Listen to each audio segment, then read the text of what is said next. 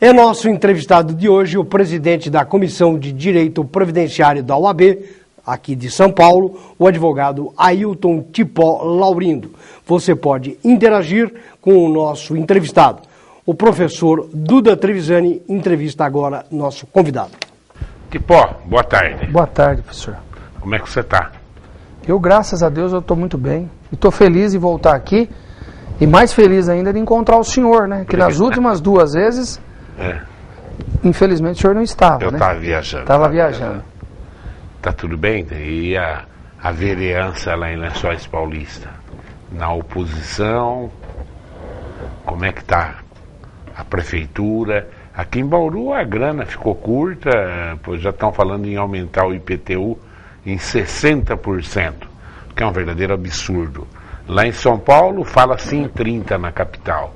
E o Haddad já viu o preço político que vai pagar. Porque nós estamos numa época que os imóveis estão desvalorizando um pouco, né, Tipó? E falar em aumentar IPTU em 60% é um verdadeiro suicídio de prefeito. E lá em Lençóis, como é que está? Bom, lá em Lençóis, nós estamos fazendo um trabalho na Câmara, um trabalho muito importante, né? O primeiro deles é resgatar a imagem que a Câmara de Lençóis Paulista ficou muito desgastada, a imagem da Câmara no último mandato. Isso foi uma coisa regional, até estadual, né? Muitos problemas tiveram lá dentro. Então, graças a Deus, hoje nós já a população já acredita novamente na Câmara de Vereadores, no trabalho, né?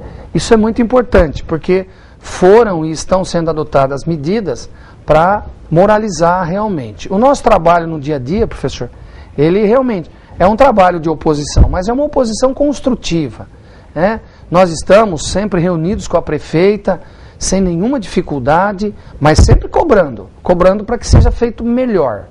Semana passada ela fez uma reunião conosco, com os vereadores, e anunciou que o orçamento do ano que vem vai ser o mesmo desse ano. Então, já não está tão ruim em relação a outros municípios que estão perdendo muita arrecadação. Pelo menos o nosso orçamento vai ser igual. Isso já nos conforta um pouco. Lençóis não está perdendo a arrecadação, Tipó? Todos os municípios, professor, estão perdendo, né? Até porque, desde quando a presidente Dilma Rousseff, quando começou a crise na Europa, e essa crise começou a chegar aqui no Brasil, todos os incentivos fiscais que foram dados, como isenção de IPI dos carros, isenção de IPI da linha branca, e todas as alíquotas que foram reduzidas lá no governo federal, acaba afetando a arrecadação nos municípios, que isso é direto. Então Lençóis também perdeu um pouco, né, mas graças a Deus pelo menos vai ser o mesmo orçamento. E nós tivemos agora, recentemente, a prefeita mandou um projeto para a Câmara, que até causou um pouco de surpresa, de espanto para todos nós, que ela mandou um projeto, professor, para o parcelamento, para fazer um parcelamento de dívidas para as empresas que devem mais de R$270 mil para o município de Lençóis.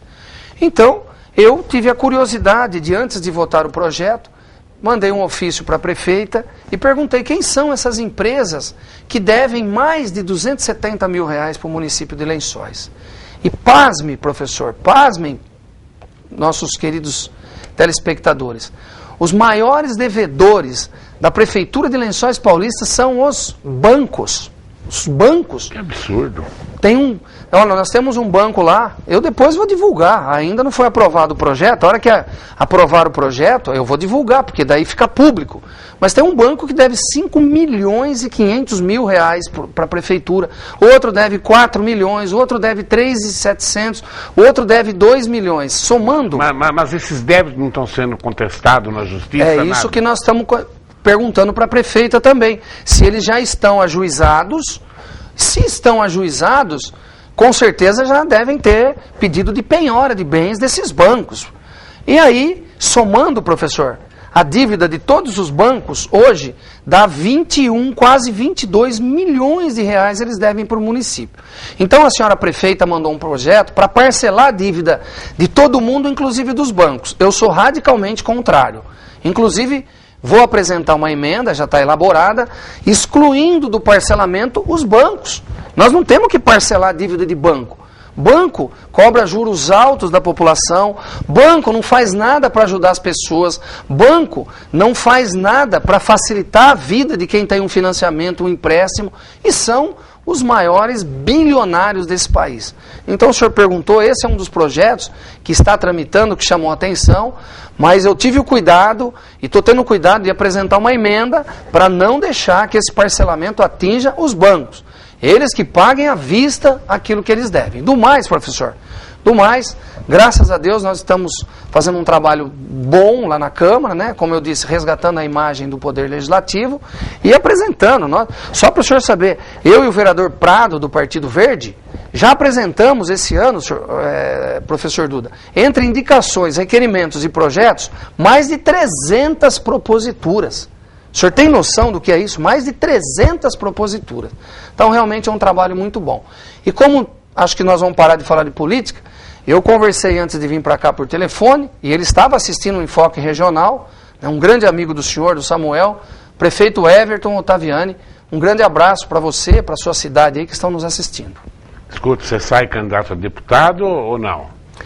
Olha, professor, nós vamos ter uma reunião sábado em Mineiros do Tietê, o Partido Verde, né? A Bacia 15, que engloba inclusive Bauru, provavelmente o Gazeta, o Raul vão estar lá, né? E nós vamos ter uma reunião sábado. Só não me lembro se é Mineiros do Tietê ou Dois Córregos, está lá no convite.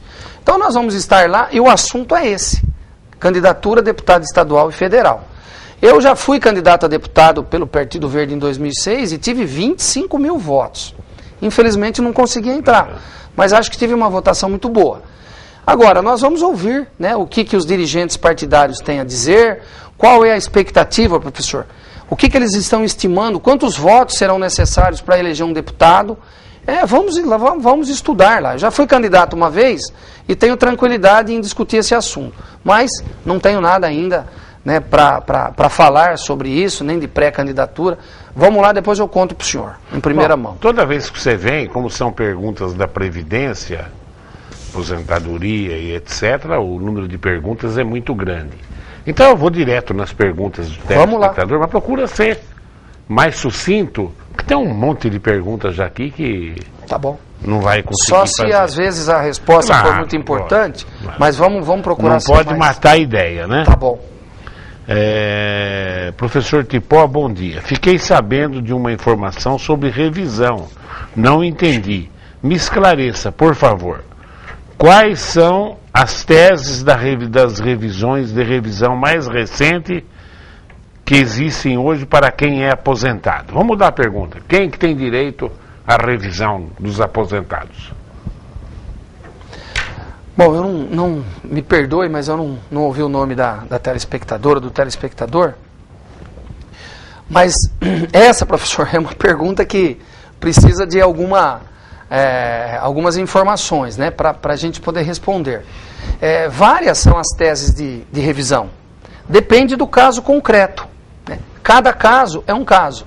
Eu, por exemplo, eu trabalhei lá na Previdência Social 21 anos e já estou longe de lá, pedi minha exoneração há 3 ou 4 anos, e confesso, professor, em 24, 25 anos que eu milito na área, eu nunca vi um caso ser igual ao outro. Jamais. Nunca vi. Os casos todos são diferentes na Previdência. Então nós precisamos analisar cada caso para ver que tipo de revisão. Hoje, uma revisão que é a mais comum hoje, que nós estamos vendo, é a desaposentação, que é aquela revisão das pessoas que se aposentaram, continuaram contribuindo no mercado de trabalho e depois de 4, 5, 6, 10 anos, hoje nós fazemos um novo cálculo e se esse cálculo for mais vantajoso, o valor for mais vantajoso do que a aposentadoria que ele já recebe, essa aposentadoria antiga, então nós temos hoje a possibilidade. É uma revisão que está indo muito bem em todos os tribunais, inclusive no STJ já está pacificado o direito à revisão.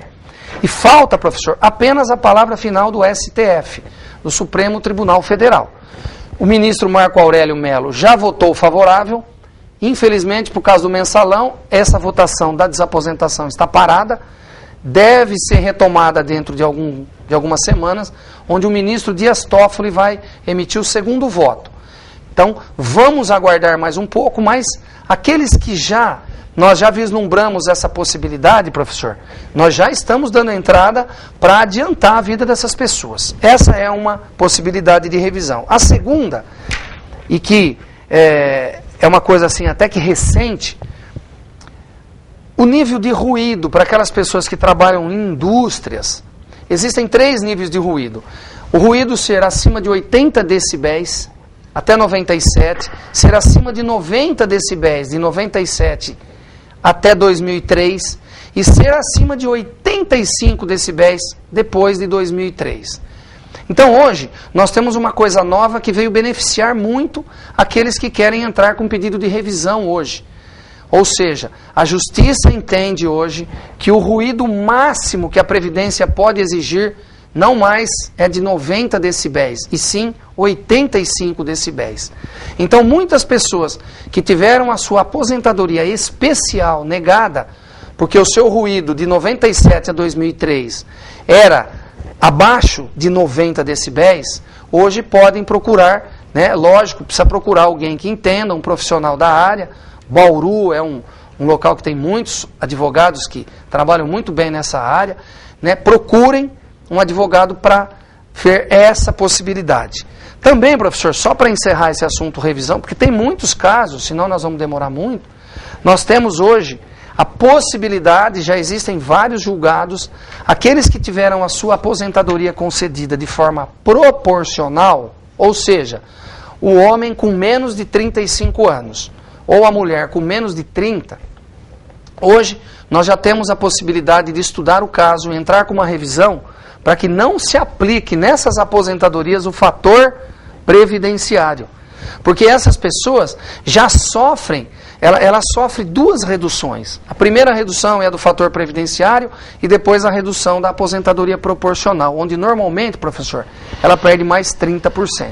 Então isso também é uma tese, né? Aqueles que se aposentaram de forma proporcional podem procurar os profissionais, né, que trabalham com essa área para fazer um estudo para cada um. Como eu disse, cada caso é um caso. O telespectador Joaquim Roberto, ele fala que o filho dele está preso em São Paulo desde o mês passado. Ele quer saber como é que ele faz para pedir o auxílio reclusão. Procura sintetizar ao máximo. Senão... Auxílio reclusão é um benefício para os dependentes do preso, né? E para que não fique dúvida, é apenas um benefício que é concedido. Às vezes o preso tem mais que um dependente, então este benefício ele é rateado entre os dependentes. Não pode ter um salário de contribuição superior a R$ 960, mais ou menos, o último salário de contribuição do preso. Então, se o seu filho trabalhava, ou se ele não trabalhava, mas o último salário de contribuição dele não for maior do que R$ 960, coisa aproximada, o senhor vai até a Previdência, leve lá na realidade o dependente, a esposa ou a mãe do filho dele, né, precisa levar uma certidão que ele está preso para provar, chama-se certidão de permanência carcerária, levar os documentos dele, carteira de trabalho, os documentos do dependente, fazer um agendamento na Previdência. Pode ser pelo 135, né, ligar no 135 e agendar, ou ir diretamente na agência da Previdência e fazer o agendamento lá. A telespectadora Nice, ela fala, um trabalhador rural que faleceu, a pensão que ele vai deixar para sua esposa é apenas de um salário mínimo? Olha, Nice, a partir de 1991, com a Lei 8.213, os trabalhadores rurais foram equiparados aos trabalhadores da cidade, né, aos trabalhadores urbanos. Então, não é mais assim que funciona. Mesmo ele sendo um trabalhador rural, hoje a pensão vai ser concedida com base na média de todas as suas contribuições de 94 para cá. Provavelmente vai ser acima do salário mínimo. Apenas com uma exceção. Se ele sempre ganhou o salário mínimo, é lógico que vai ser o salário mínimo. Mas se ele ganhou mais que o salário mínimo, vai ser feita uma média. Gabriela, boa tarde, professor Duda e professor Tipó. Meu pai tem um pequeno sítio, tem 63 anos de idade, nunca pagou INSS. Por ele nunca ter pago nada, ele vai poder se aposentar um dia? Olha, se ele tem um sítio e ele não tem empregados nesse sítio, registrado, né? Apenas às vezes contrata-se alguém ali para fazer uma colheita. Se ele tem um sítio, usa o sítio para a sua sobrevivência, esse sítio não está arrendado, se ele não tem empregados.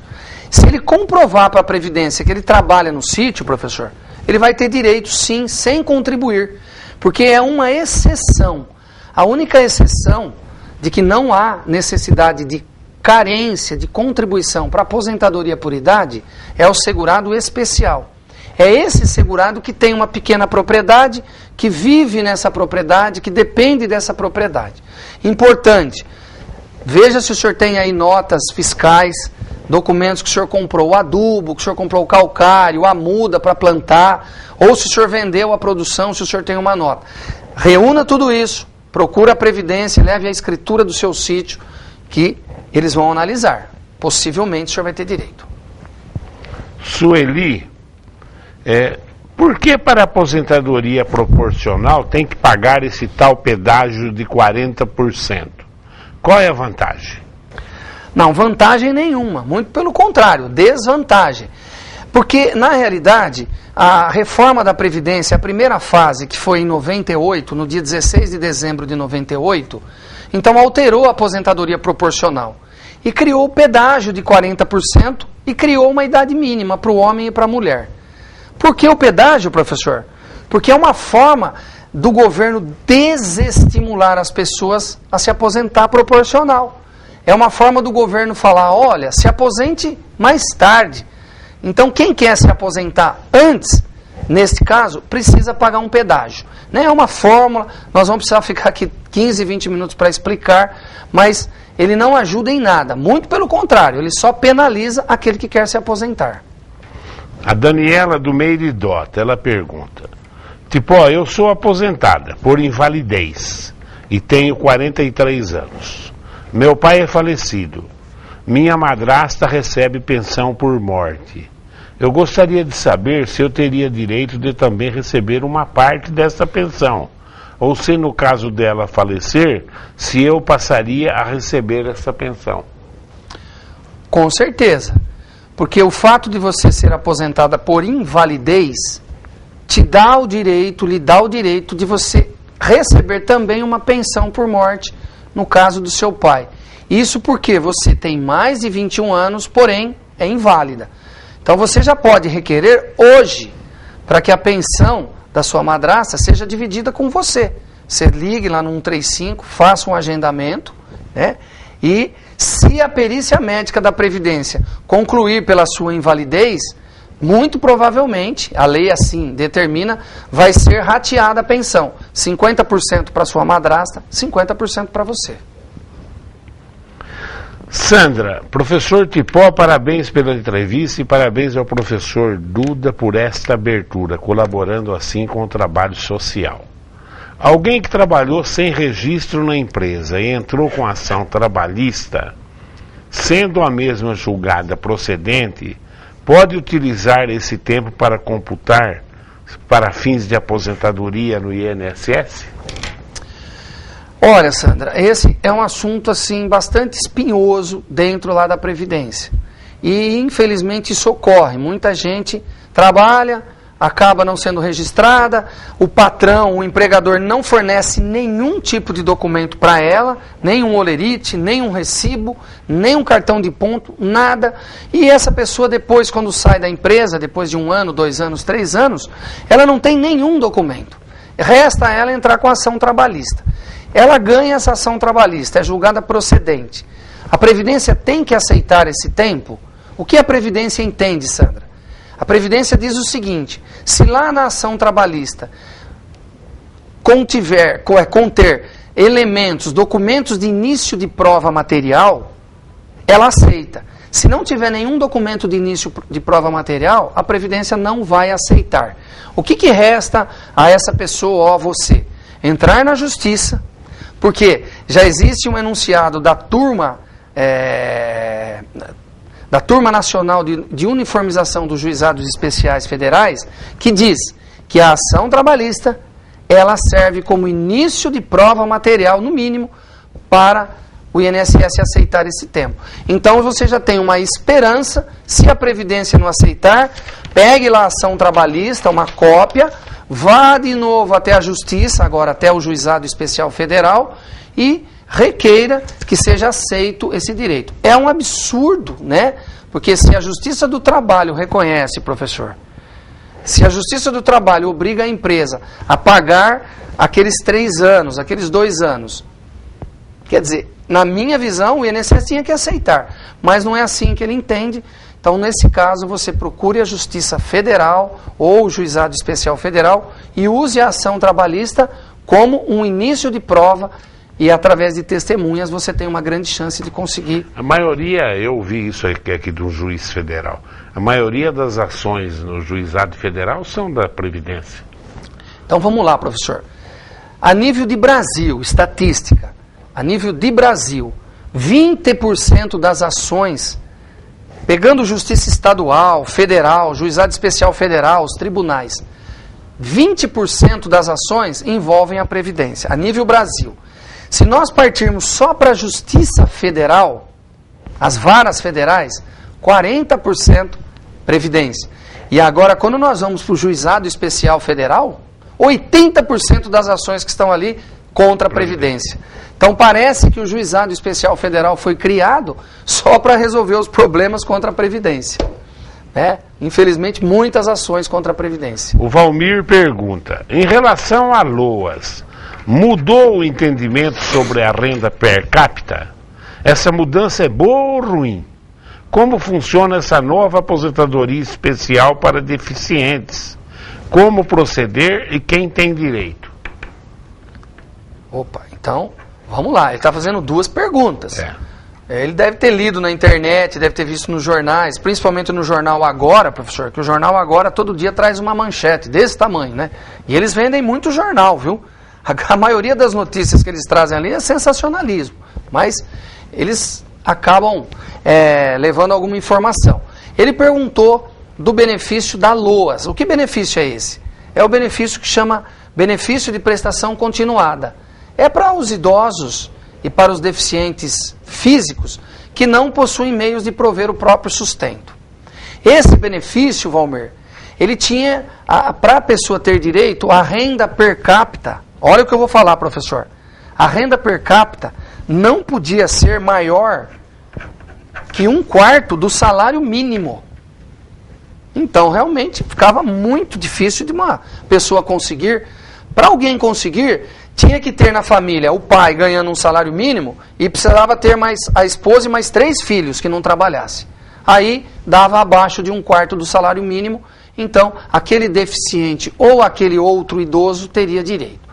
Graças a Deus, o Supremo Tribunal Federal, agora em abril, né, declarou a inconstitucionalidade incidental do artigo 20, parágrafo 3º da LOAS, que é a Lei Orgânica da Assistência Social. Ou seja, agora a renda per capita não precisa ser mais 1/4 do salário mínimo. Agora é meio salário mínimo. Então significa que melhorou 50% a chance das pessoas pobres, que têm mais de 65 anos ou que são inválidas, de conseguir o benefício. Então, aqueles que tiveram seus benefícios indeferidos, podem hoje pleitear judicialmente através do novo entendimento do Supremo Tribunal Federal. Ou seja, a renda per capita agora não mais deverá ser de 1/4 do salário mínimo, e sim de meio salário. Vou dar um alerta aqui. A Previdência Social, ela ainda continua negando com base num 1/4 do salário mínimo. Cabe, né, Valmir, a pessoa que tem o interesse entrar na justiça e discutir isso. A segunda pergunta dele, professor, ele perguntou, e essa aposentadoria especial do deficiente? Como funciona? Essa aposentadoria, eu falei aqui na última entrevista, o senhor não estava, ela é fruto da lei complementar número 142 de 2013. Ela entrou em vigor, ela foi aprovada, em maio desse ano, professor Duda. E vai entrar em vigor em novembro No dia 10 de novembro desse ano entra em vigor. E por que ela é especial? Ela é especial porque um homem pode se aposentar com 25 anos de contribuição e a mulher com 20 anos de contribuição. E quem são esses deficientes? Vamos deixar bem claro. São os deficientes que contribuem para a Previdência. Então aquela pessoa que tem um problema na perna, que tem um problema no braço, que tem um problema no pé, que tem um problema, qualquer problema de deficiência, mas ele trabalha, ele é registrado ou ele é autônomo, então essa aposentadoria é para ele. Então vai ter uma redução de 10 anos aí, né? Se a sua invalidez for grave, o homem precisa de 25 e a mulher de 20. Se a sua invalidez for moderada, o homem precisa de 29 e a mulher de 24. E se a sua invalidez for leve, o homem precisa de 33 e a mulher precisa de 28 anos. Tudo isso, Valmir, está sendo elaborado um decreto que vai entrar em vigor essa lei 10 de novembro e eu prometo que quando for chamado aqui novamente, quando esse decreto do governo for já publicado e a lei estiver entrando em vigor, eu venho aqui para trazer detalhes sobre quem vai ter direito a essa aposentadoria e como requerer essa aposentadoria especial para os deficientes que contribuem para a Previdência. Essa aqui é rápida, dá para você responder rápido. Ó. Leonice pergunta. Doutor Tipó, o senhor sabe me informar como anda a votação sobre a extinção do fator previdenciário? Não tem votação ainda, né? Porque a presidente Dilma já acenou. Ela é contrária à extinção do fator previdenciário. Então nós temos que aguardar, né, as negociações lá, talvez um acordo no Congresso, porque a Dilma falou, professor Duda, que ela aceita uma fórmula que chama 85 e 95. 85 para a mulher, ou seja, quando a mulher completar 55 anos de idade e 30 anos de contribuição, não aplica o fator previdenciário. E quando o homem completar 60 de idade e 35 de contribuição, não aplica o fator previdenciário. Isso a presidenta disse que aceita. Mas isso, por enquanto, é tudo conversa, negociação, não tem nada ainda concreto para ser votado lá no Congresso.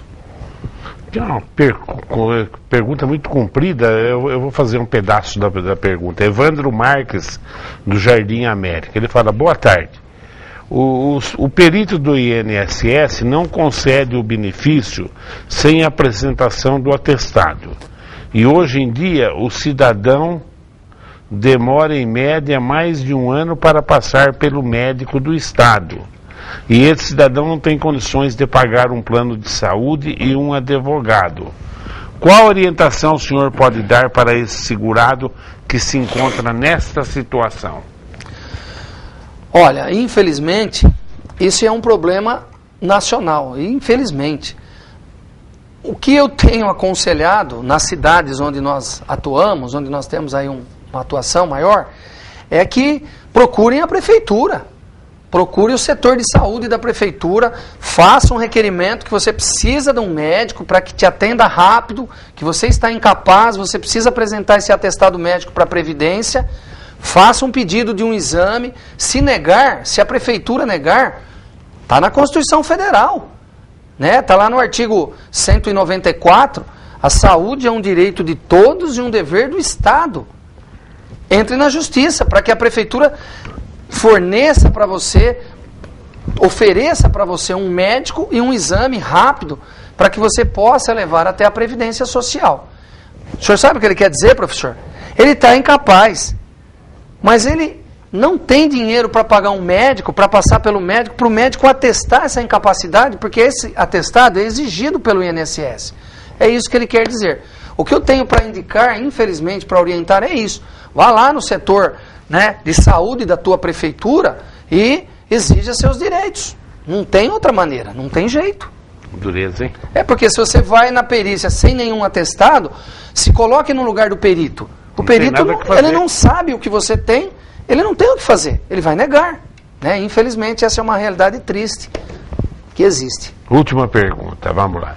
Mas já? Já deu mais de 50 minutos de programa. Meu Deus. Já. Muito rápido. Tem muita pergunta ainda aqui.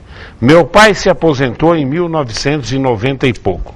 O INSS disse para ele que ele não pode mais fazer revisão, pois já se passaram 10 anos. Isso é verdade? Há possibilidade de requerer revisão na Justiça? Lei 8.213, que é a Lei de Benefício, artigo 103. Está lá. Fala da prescrição e decadência. 10 anos. Só que isso está sendo ainda discutido lá no Superior Tribunal de Justiça. Se quem se aposentou antes de 97 e quem se aposentou depois de 97. Ainda existe uma chance. Quem se aposentou antes de 97, não ter prazo. Porque a lei só foi mudada em 97. Então, precisamos aguardar ainda, né? Devemos aguardar ainda um resultado final lá do Superior Tribunal de Justiça sobre essa questão. Para quem se aposentou, professor, depois de 97, já está pacificado. O prazo é 10 anos. 10 anos. Quem se aposentou antes, temos que aguardar.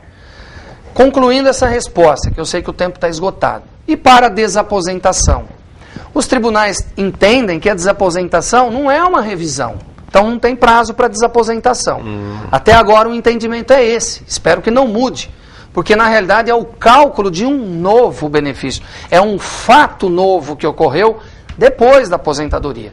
Então, para aqueles que têm a desaposentação, que tem muitos e muitos aí no Brasil hoje, né, pelo menos, graças a Deus, até agora, esse assunto está favorável aos aposentados. Tipo, mais alguma coisa? Não, eu só tenho, né, professor, a agradecer esse carinho, essa confiança que a TV Prevê deposita na gente. E eu só tenho a agradecer eternamente, né, por esse respeito, por todas as oportunidades, né, e que o senhor me concedeu lá na faculdade, que eu leciono ainda lá no IESB, né, o senhor que abriu as portas lá para mim. Eu só tenho a agradecer muito e estar sempre à disposição do grupo Prevê, para quando, se for do interesse público, para esclarecer as dúvidas aí dos telespectadores, contem sempre comigo. Quanto eu puder colaborar, estarei sempre à disposição. Tipo, obrigado pela presença. Eu que agradeço, tá? Viu? Dá um abraço na Eliane lá. Obrigado, tá bom? Obrigado.